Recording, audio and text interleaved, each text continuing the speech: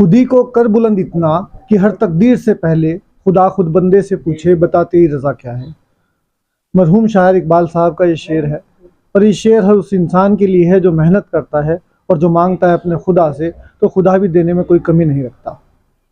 जय हिंद दोस्तों, बहुत बहुत स्वागत है आप सभी का। आप देख रहे हैं लोकनायक समाचार, और आज हमारे साथ एक ऐसी गुरु शिष्य की जोड़ी है जिसने न सिर्फ देहात क्षेत्र पर, जिले क्षेत्र पर, राज्य क्षेत्र पर, बल्कि इंटरनेशनल लेवल पर भारत का नाम रोशन किया है और अपने माता पिता और क्षेत्र को गौरवान्वित करने का काम किया है।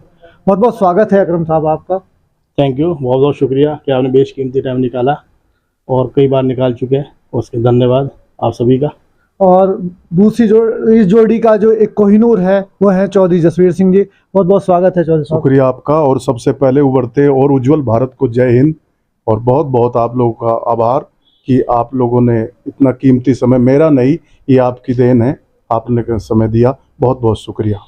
तो सबसे पहले शुरुआत करते हैं गुरु से, फिर शिष्य पर आएंगे, उनसे जानने की कोशिश करेंगे कि उनके शिष्य में उनको क्या हुनर दिखाई दिया, क्या ऐसी चीज़ दिखाई दी जो उन्होंने उसको तराशने का काम किया। तो सबसे पहले यही सवाल कि आखिर जसवीर सिंह जी को के अंदर आपने ऐसी कौन सी चीज़ दिखाई दी थी आपके को जो आपने इनको तराशने का काम किया, और तराश करके फिर आज ये पूरी दुनिया में अपनी प्रतिभा को बिखेरने का काम कर रहे हैं। सबसे पहले तो ये है कि इनकी जो शुरुआत हुई बॉडी बिल्डिंग से, तो ये आते थे, साइकिल पे आते थे, पैदल आते थे, इतनी दूर से आना बहुत बड़ी बात थी। और साथ में था कि इनकी जो तड़प थी ना, लगन, और ये इतना एक्सरसाइज करते थे, इतनी हैवी एक्सरसाइज करते थे, इनका मुंह लाल हो जाता था। तो मुझे डर लगता था भाई कुछ हो ना जाए, तो उनको मैं रोकता था कि भाई इसे थोड़ा सा हल्के हल्के एक्सरसाइज करो, और इसे चेहरे पे नहीं आना चाहिए, लोड नहीं होना चाहिए, जो सिस्टम है, जो रूटीन है, उसके हिसाब से ही करना चाहिए, लाइट वेट से। और फिर उसमें ये होता है कि जैसे हमारे कंपलसरी सेट होते हैं, 3 सेट होते हैं, 12 रैप्स निकालो, 12 से ऊपर अगर निकलना है तो वेट को कम कर दो, अगर 10 निकलना है, 8 निकलना है तो वेट को थोड़ा बढ़ा दिया जाए। तो फिर इनके समझ में आया, तो फिर इन्होंने पीछे मुड़ के नहीं देखा, तो आज वर्ल्ड कोच हैं ये। तो जसवीर जी, इस क्षेत्र में आना कैसे हुआ कि आप बॉडी बिल्डिंग के क्षेत्र में आए? शुरू से बताएं, आपकी सबसे पहले एजुकेशनल क्वालिफिकेशन क्या है, कहाँ से आपने एजुकेशन हासिल की? सर मैं बीए की है सर, और गोचर महाविद्यालय रामपुर से की है सर। और बॉडी बिल्डिंग में आने का मकसद ये नहीं था, पहले तो शौक पे, ऐसे मैं पहलवानी करता था गांव में सर, एक्सरसाइज करने का शौक था। और एक्सरसाइज के शौक में मेरे भाई ओमकार ने मुझे एक दिन बोला कि इसको अगर करना ही है तो छोटे स्तर से नहीं, अच्छे स्तर से करो। और यहाँ पे हम चले चले अकरम भाई का पता पूछते पूछते मैंने पता लगा था कि यहाँ पे उस्ताद रहते हैं कोई जो बॉडी बिल्डिंग में महारत रखते हैं और जिसको इल्म है बॉडी बिल्डिंग का। तो मैं ढूंढते ढूंढते एक दिन पैदल हीरोज स्कूल में पढ़ता था, और ढूंढते ढूंढते यहाँ पे मैं आ गया। अच्छा, स्कूलिंग डेज में ही आपने, जब 9th 10th का दौर था, तभी से आपने एक्सरसाइज शुरू कर दी? मैं एक्सरसाइज शुरू कर दी थी सर।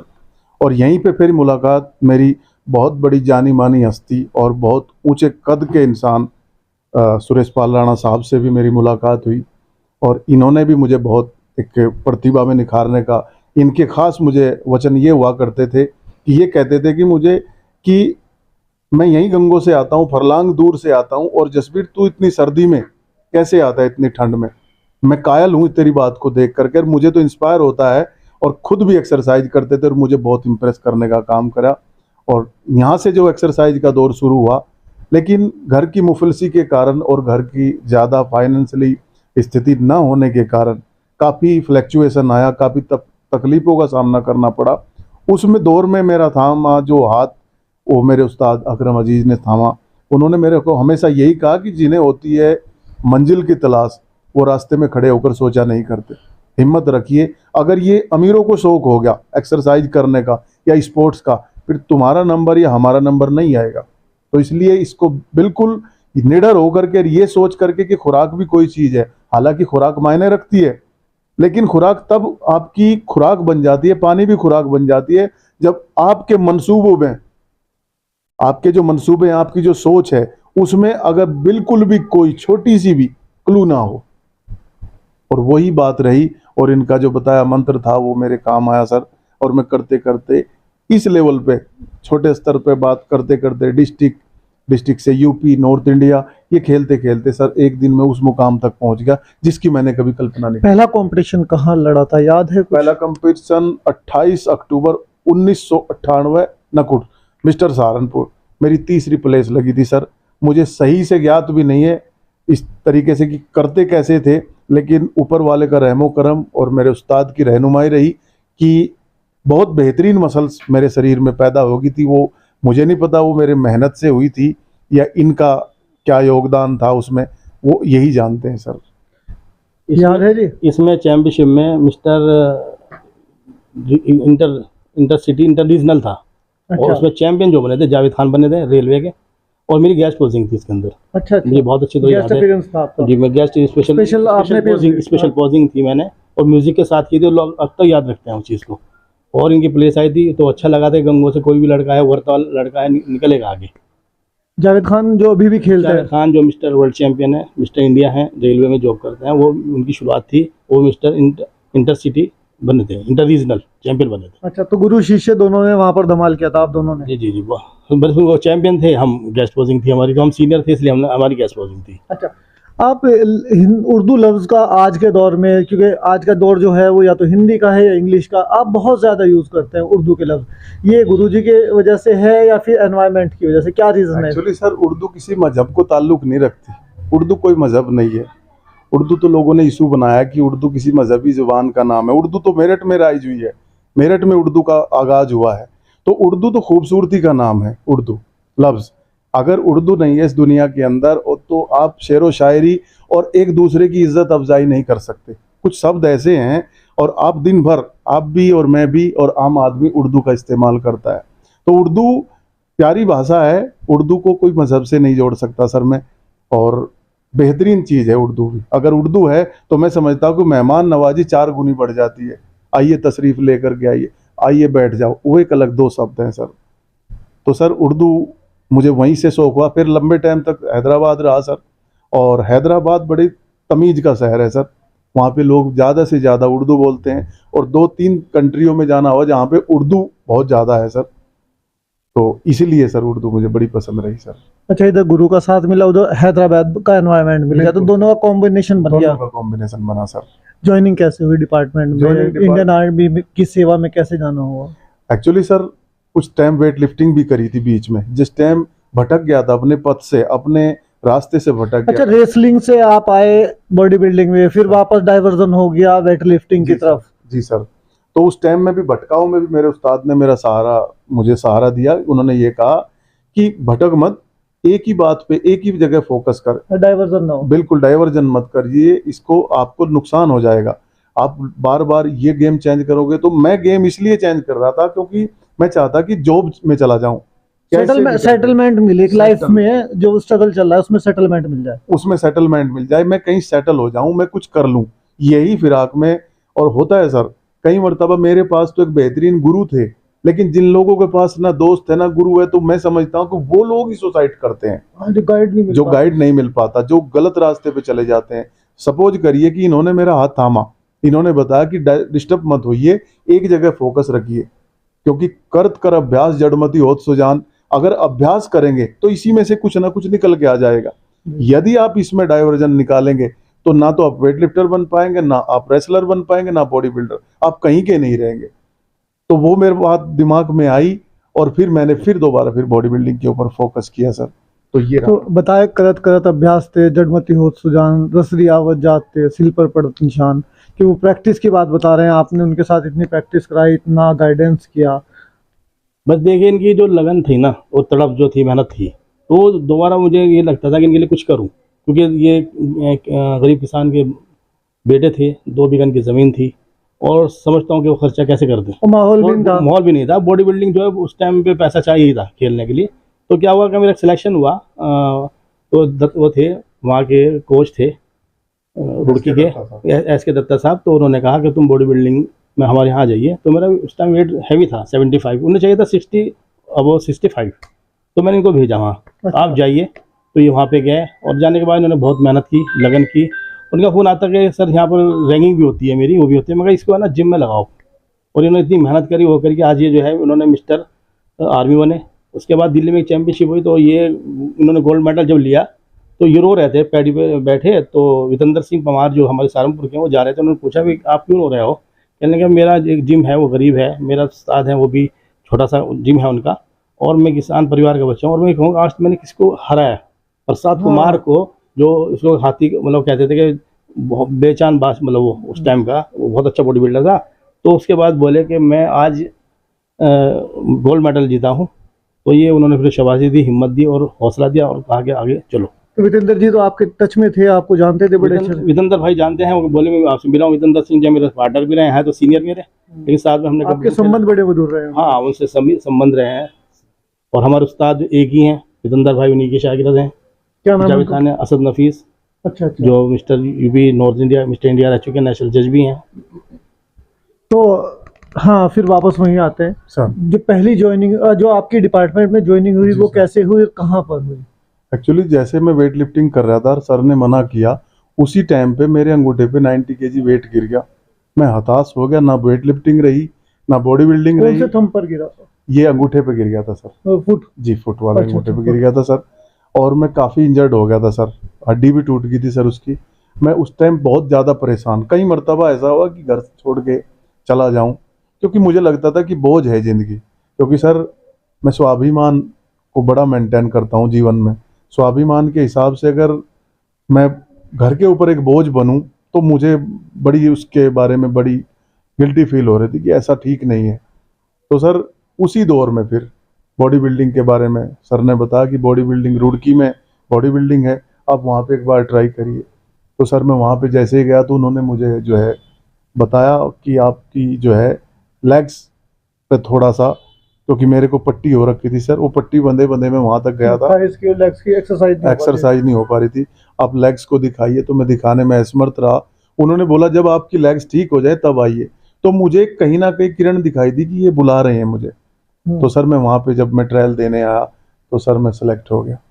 और मैं बीए सेकंड ईयर का हिस्ट्री का पेपर था सेकंड ईयर में, और सर मैंने वो पेपर छोड़ दिया। हालांकि मेरे उस्ताद जो वहाँ पे कोच थे वहाँ पे, उनको बड़ी ऊपर से फटकार लगाई अधिकारी ने कि इनको क्यों चढ़वा दिया, एग्जाम दे रहा था लड़का, ट्रायल देने कल आ जाता।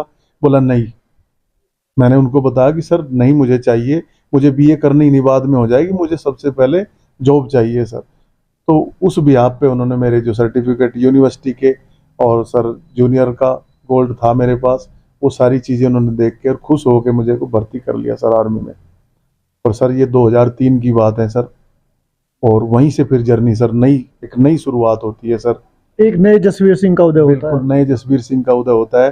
फिर तकलीफ, फिर जॉब थी जब मैं लगा था उस टाइम 3800 पेमेंट थी सर, और 3800 में उस दौर में भी कुछ नहीं होता था, आज तो कोई मतलब ही नहीं है। लेकिन एक जो बड़ा वो था ना कि जॉब होनी चाहिए, सेटलमेंट, एक तो ये क्लियर हुआ। दूसरा जो डाइट का मामला था, डाइट पे भी बहुत बड़ा खर्च होता है आपका, कोचिंग पर और डाइट पे, वो सब आर्मी के जिम्मे आ गया। ओन कंपनी का प्रोटीन आता था, ऑप्टिमम के नाम से था, जो ओन के नाम से भी आ रहा है। उसका पैकेट उस दौर में 4000 का था, मेरी पेमेंट 3800 थी सर। और सर चिकन का रेट उस दौर में जो है वो 50 रुपये केजी था, 60 रुपये केजी था सर। और चिकन भी चाहिए था सर, तो सर एग्स भी चाहिए थे, अंडे वगैरह, और फ्रूट्स भी चाहिए था सर। और तो ये टोटल डाइट जो पड़ती थी वो उस दौर में भी 12 से 15 हज़ार पड़ती थी, कॉम्बो एक पूरा। हाँ जी सर।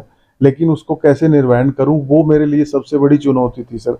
फिर मैंने सर बैंक से एक लोन लिया सर, और लोन लेके फिर मैंने उसमें जो है इन्वेस्ट किया सर। तब मैंने उसको खाया, अपना साइज बढ़ाया। मैं 78 केजी का भर्ती हुआ था सर, और मेरा वेट फिर 121 किलो तक मैंने वेट किया सर। कौन सी कैटेगरी में आप खेलते? 100 प्लस। 100 प्लस जी में सर, रहते थे आप? 100 प्लस। कहाँ का पहला जो टूर था आपका? फॉरेन का कोई टूर रहा हो? बहरीन का सर। बहरीन का? जी सर। एज ए वहाँ पार्टिसिपेंट गए थे या कोच? Participant sir. अच्छा, क्या पोजीशन रही थी, कैसा एक्सपीरियंस हुआ था सर? वहाँ पे मेरा जो है ब्रॉन्ज मेडल हुआ था सर। वहाँ पे 25 देशों ने हिस्सेदारी ली थी सर, और वहाँ पे ये सन 2010 की बात है सर। पहला गोल्ड किसका था वहाँ? गोल्ड लड़का अरब का ही था सर, सऊदी अरब का था सर। जी सर। तो क्या मोटिवेशन मिली? पहला इंटरनेशनल टूर था, वहां पर 25 देशों के लोग आए, बड़े बड़े कॉम्पिटिटर्स, एक से एक उनके साथ कोच, एक से एक फैसिलिटीज उनके पास, और एक पिछड़े हुए मुल्क से, एक बहुत ही रूरल एरिया से निकला हुआ लड़का, और वहां पर जाकर के ब्रॉन्ज ला रहा है। तो क्या एक्सपीरियंस था वो? खास बात ये रही सर मेरी कि दहशत मुझे सिर्फ रब से तो हुई, कभी भगवान से तो दहशत हुई, मुझे इंसान नाम से कभी या परिस्थिति नाम से कोई दहशत नहीं हुई सर। कभी घबराया कभी नहीं। जैसे ही परिस्थिति मेरे अनुकूल नहीं होती और प्रतिकूल होती है तो मैं उसमें डट के लगता हूं सर। मैं ऑफर समझता हूं सर किसी भी परिस्थिति को, और है भी ऑफर सर। मैं उन लोगों को भी बताना यही चाहूंगा कि जब भी परिस्थिति आपके ऊपर हावी हो, आप प्रयास करें उसका सोल्यूशन आप ही ने ढूंढना है। अगर परिस्थिति आपके विपरीत जा रही है तो सोल्यूशन मांगती है वो, और सोल्यूशन आप ही ने ढूंढना है। जब आज ढूंढना है, मुझे परिस्थिति ढूंढनी है, सोल्यूशन ढूंढना ही है। जब आपने ढूंढना है, आज भी ढूंढना है, 2-4 दिन बाद भी ढूंढना है, तो क्यों ना मैं आज ही शुरुआत कर दूं ताकि मैं एडवांस हो जाऊं। तो सर ऐसी स्थिति रही, और मैं यहाँ से वहाँ से ये लेकर आया कि मैं कोशिश करूंगा, अगर मैं अच्छा कर सका तो मैं अच्छा करूंगा, अगर मैं नहीं अच्छा कर सका तो मैं अच्छा कराऊंगा। एज ए पार्टिसिपेंट लास्ट आपका टूर कौन सा था, international visit? Last tour sir मेरा सन 2015 में था सर, कहाँ पे? मोरक्को। मोरक्को में? जी सर। क्या रहा था, क्या रहा? मोरक्को में सर वर्ल्ड चैंपियनशिप थी, मैं पार्टिसिपेट रहा, मेरी प्लेस नहीं लगी सर। अच्छा, जी सर। आपकी बातों में एक फिलॉसफी नजर आती है। आप जब भी कोई बात करते हैं तो साथ में एक मैसेज भी देने का काम करते सर। हैं। ये स्टडी से आया, एनवायरनमेंट से आया, या लाइफ के जो स्ट्रगल्स रहे टाइम टू टाइम, जो सर। परेशानी आई, कैसे? सर मैसेज क्या है कि पुराना पेड़ कटता है, नया लगता है, और मैं समझता हूं कि पुराने पेड़ को ये चीज देनी चाहिए। चैन है दुनिया, दुनिया एक चैन है। ये कायनात, ये प्रकृति इस टाइप पे रुकी हुई है। प्रकृति के मेंटेनेंस के लिए इंसान को पैदा किया है। रिसाइकलिंग, साइकिलिंग है सर, ये एक रूटीन है सर। जैसे मेरा कोई बाप, पिताजी जो मेरे वालिद साहब जो थे, मेरे पिताजी हैं, वो गुजर गए, बाबा जी उनको छोड़ के चले गए थे, वो मुझे छोड़ के चले गए, मैं छोड़ के किसी को चला जाऊंगा। तो ये एक चैन सिस्टम है, एक रिले है सर। तो ये फिलॉसफी कहाँ से आती है? फिर आपने फिलॉसफी स्टार्ट कर दी? फिलोसफी का जिक्र ये है कि ये सब आपके डीएनए में, आपके संस्कार में है सर। ये संस्कार वहां से, जहां से हमको संस्कार मिले हुए हैं, वो वहीं से चीजें पैदा होती हैं सर। वो संस्कार ने यही बताया कि अगर ये सोच के देखिए कि एक चारपाई है, और चारपाई के ऊपर हमारे गांव के हिसाब से एक तरफ पैंद है और एक तरफ सिरहाना है, सिरहाना। तो दोनों तरफ चारपाई तो है, तो सिरहाने की तरफ मैं अपने सदर को क्यों बिठाऊं? मेरा जो सदर है, जो मेरे बड़े हैं, अगर मैं उनको बिठा रहा हूं तो कोई तो लॉजिक है ना, रीजन है, तो रीजन है, तो ये संस्कार है। नहीं तो चारपाई इधर भी चारपाई और सर उधर भी चारपाई। ये तो मेरी मजबूरी है कि सर मेरे लेफ्ट बैठे हैं, नहीं तो इनका जो हक बैठता है वो राइट साइड बैठता है सर। तो ये चारपाई नहीं है यहाँ पे, अलग सा कॉम्बिनेशन बन रहा है। पहलवान और फिलॉसफी दोनों चीजें चेंज होती हैं। अमूमन पहलवान जो होते हैं आक्रामक होते हैं। आपकी जो लाइफ है, आपका जो बात करने का तरीका है, सर। इतना इंस्पिरेशनल है। कहाँ जसवीर सिंह को कहाँ देखना चाहते थे और कहाँ पर ये हैं? कितना सेटिस्फाई है आप इनसे? मैं बहुत खुश हूँ और फख्र करता हूँ, प्राउड है मुझे इन पे। लेकिन मुझे याद आता है, एक बार इनको शेर सुनाया था कि मंजिल की तलब होती है जिनको रास्ते में खड़े होकर सोचा नहीं करते। तो उन्होंने सर दोबारा सुनाइए। मैं दोबारा फिर सुनाया, दोबारा मैं नहीं सुनाऊंगा, आपके दिल में आइए, आप बहुत कुछ आगे पहुँचोगे। और ये आगे ही पहुँचे और वहाँ तक पहुँचा जहाँ पर मुझे उम्मीद भी नहीं थी। और सबसे बड़ी बात है, इसका अच्छा दिल है, ये अच्छा इंसान है। सबसे मैंने ये रखता है कि ये अच्छे परिवार से है, अच्छा दिल है, अच्छा इंसान है। और इसकी जो बात है दिल की आती, दिल से निकलती है, वो ऊपर वाले से डर के निकलती है। एक बार किसी ने कहा कि तू अकरम अजीज़ अजीज़ क्यों कर रहे हो, आप तो बहुत आगे हो। तो बोला मैं ऊपर वाले को क्या जवाब दूंगा कि मैं ये ना कहूँ कि मेरे उस्ताद नहीं है। तो वो जब मैं मुझे महसूस हुआ था कि वाकई ये आज क्यों है आगे, इतनी आगे, और ये लड़के क्यों नहीं है इतनी आगे। शादाब मलिक बैठे हैं मेरे साथी हैं ये, तो उन्होंने पूछा मेरे से, ये लड़का और लड़के क्यों नहीं आगे पहुँच पाए? वजह है कि ये इंसान है बना हुआ, इसमें दिल है, ये समझता है, फीलिंग समझता है, और लोग हैं वो नहीं समझते। स्ट्रॉन्ग बॉडी के अंदर सॉफ्ट हार्ट है इनका। तो इसलिए है कि मैं इनसे ये कहूँगा कि आप बढ़ो आगे। आज इनके स्टूडेंट हैं, मुझे खुशी होती है कि 54 मिस्टर इंडिया इस वक्त जो है 2023 के मिस्टर इंडिया हैं। और साथ में ये है कि 2 लड़के अभी गए थे साउथ कोरिया में, जो इंटरव्यू आपने लिया था उसमें, तो सेकंड एक 4th आया था। बस ये शेयर कहूँगा कि मंजिल की तलब होती है जिनको रास्ते में खड़े होकर सोचा नहीं करते। अब एज ए कोच आप काम कर रहे हैं, आर्मी की तरफ से, इंडिया की तरफ से बच्चों को इंटरनेशनल लेवल पर ले जाने का काम कर रहे हैं। अभी लास्ट विजिट कहाँ है? अभी रिसेंटली कहाँ घूम के आए? सर एक चीज़ में जो आपने क्वेश्चन किया है वो तो है ही, लेकिन साथ में मैं ऐड चीज़ करना चाहता हूँ सर। आपने फिलोसफी का जिक्र किया, साथ में स्पिरिचुअलिटी का भी जिक्र किया कि आप धार्मिक भी हैं, स्पोर्ट्स भी हैं। तो मैं इसका जिक्र करना चाहता हूँ कि टी शर्ट, ट्रैक सूट, अच्छे एडिडास के शूज पहन के आप स्पोर्ट्समैन नहीं बन सकते। मैं उस नई जनरेशन को, उस नए भारत के उन खिलाड़ियों को मैं ये चीज़ कहना चाहूँगा कि SPORT स्पोर्ट्स एक बहुत बड़ा एब्रीवेशन वर्ड है, उसमें बहुत कुछ छुपा हुआ है, एक पूरी लाइफ है एक पूरी लाइफ छुपी है। SPORT social, present, obedient, respect, thinking, हाँ कॉम्बिनेशन बनेगा तो कॉम्बिनेशन बन के एक स्पोर्ट्स बना है। ऐसे ही यूं ही नहीं किसी को स्पोर्ट्समैन कह दिया जाता। अगर वो स्पोर्ट्समैन है कि वो अच्छा से एडिडास का ट्रैक सूट पहन लिया और उसने 2-4 जगह खेल लिया और उसके बाद वो लोगों को सर करे, लोगों के ऊपर अपना वो चीज़ ला दे कि मैं वर्ल्ड चैंपियन हूँ, किसी को क्या लेना मेरे वर्ल्ड चैंपियन से, उसे क्या चीज़ का तकलीफ है उस चीज़ से। मैं वर्ल्ड चैंपियन में पैसे वाला या मैं बहुत बड़ा शानदार हूँ, वो मेरे लिए है, उसे क्या फ़र्क है। आप एक ऐसा मैसेज देते चलिए कि लोग कहें कि वाकई स्पोर्ट्समैन है, down to earth. Down to earth. और स्पोर्ट्समैन हमेशा भिखारी है दुआओं का। यदि आपके लिए दुआएं हैं तो सच बता रहा हूं कि आपका रास्ता क्लियर होता चला जाएगा स्पोर्ट्स में। यदि आपके अंदर तकब्बुर आ गया और आपके अंदर प्राउड आ गया तो आपका जो है डाउन होना तय है उधर ही। अभी रिसेंटली विराट कोहली ने कॉन्क्लेव में जिक्र किया कि अगर मैं जिस लेवल पर मैं हूँ, अगर मैं ये कहूँ कि मैं बहुत बड़ा स्ट्रगल कर रहा हूँ, मैं 100 रन बनाने के लिए 50 बनाने के लिए स्ट्रगल कर रहा हूँ, तो वो कोई स्ट्रगल नहीं है। आई एम टेलिंग अ लाई, मैं झूठ बोल रहा हूँ। स्ट्रगल तो वो लोग कर रहे हैं जो अपने जीवन यापन के लिए, अपने रात को सोने के लिए रोजी रोटी का जुगाड़ कर रहे हैं, वो स्ट्रगल है। हम तो लोग अपने पैशन के लिए खेल रहे हैं, हमारे पास सब फैसिलिटीज हैं। बिल्कुल सही, वही आप कह रहे हैं। बिल्कुल जो विराट कोहली ने कहा है, विराट कोहली एक नाम विराट नहीं है, विराट का मतलब होता है बड़ा।